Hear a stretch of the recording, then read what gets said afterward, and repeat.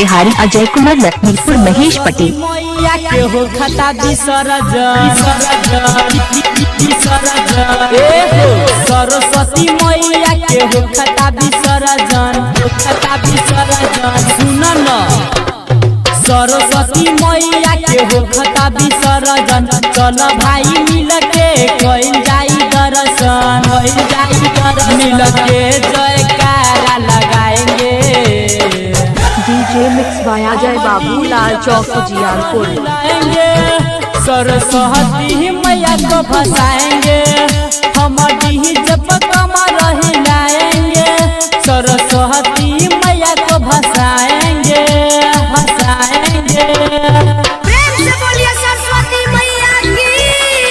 गाड़ी वाले भैया से निवेदन है कि गाड़ी को थोड़ा धीरे चलाए, आगे भक्तों का बहुत भीड़ है। DJ mix by Ajay Babu Lal Chowk जियारपुर। मथवा में लाल पट्टी हम सब बांधेंगे रंगवा लाल गुलाल उड़ाएंगे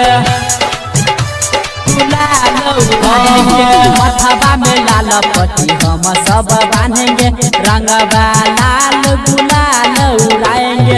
सब जन मिल के मूर्ति उठाएंगे सब जन मिल के मूर्ति उठाएंगे मिल के जयकारा लगाएंगे हम डीजे पर कमर हिलाएंगे सरस्वती मैया को भसाएंगे हम डीजे पर कमर हिलाएंगे सरस्वती मैया को भसाएंगे।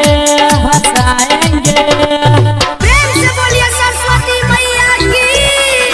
पूजा कमेटी से आग्रह है कि छोटे छोटे बच्चों को पानी में जाने से मना करें क्योंकि नीचे बहुत गड्ढा है। DJ mix by Ajay Babu Lal Chowk जियारपुर।